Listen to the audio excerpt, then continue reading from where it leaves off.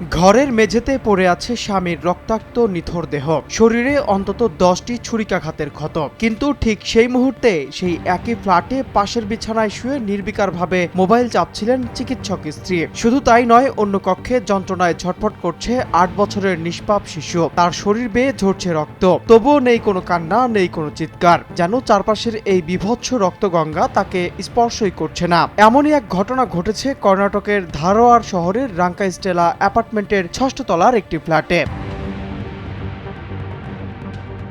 মানুষের জীবন বাঁচানোই যার ব্রত, তার মন কতটা পাষাণ হলে চোখের সামনে এমন এক নরকুণ্ড তৈরি করতে পারেন। নিহতের পরিবারের সন্দেহ, এই রোমহর্ষক ঘটনার নেপথ্যে থাকা খুনি আর কেউ নন। তিনি পেশায় একজন চক্ষু বিশেষজ্ঞ, ডাক্তার প্রিয়াঙ্কা কাট্টানাহাল্লি।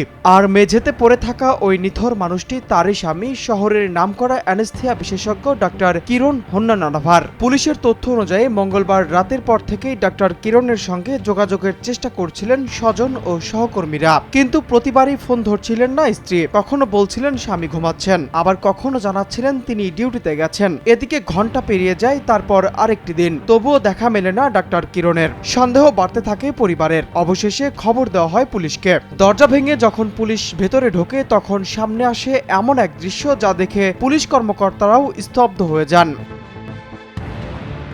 একটি কক্ষে রক্তাক্ত অবস্থায় পড়েছিলেন ডাক্তার কিরণ, অন্য কক্ষে পড়েছিল তার 8 বছরের সন্তান। প্রথমে শিশুটিকে মৃত মনে হলেও পরে দেখা যায় সে তখনও শ্বাস নিচ্ছে। দ্রুত তাকে হাসপাতালে নেওয়া হয়। বর্তমানে সে আইসিইউতে মৃত্যুর সঙ্গে লড়াই করছে।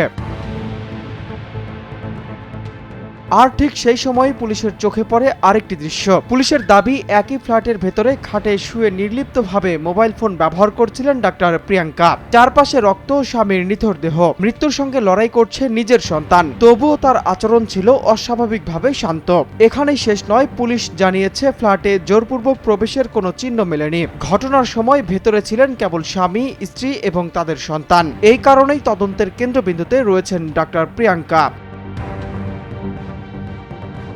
তবে জিজ্ঞাসাবাদে তিনি দাবি করেছেন তিনি দীর্ঘদিন ধরে মানসিক অবসাদের চিকিৎসা নিচ্ছিলেন এবং ঘটনার পর মানসিকভাবে ভেঙে পড়ে কি করবেন বুঝতে পারেননি। ফরেনসিক রিপোর্ট, সিসিটিভি ফুটেজ এবং অন্যান্য আলামত বিশ্লেষণ করে ঘটনার প্রকৃত কারণ উদ্ঘাটনের চেষ্টা চলছে। তবে এখনই কোনো চূড়ান্ত সিদ্ধান্তে পৌঁছায়নি পুলিশ।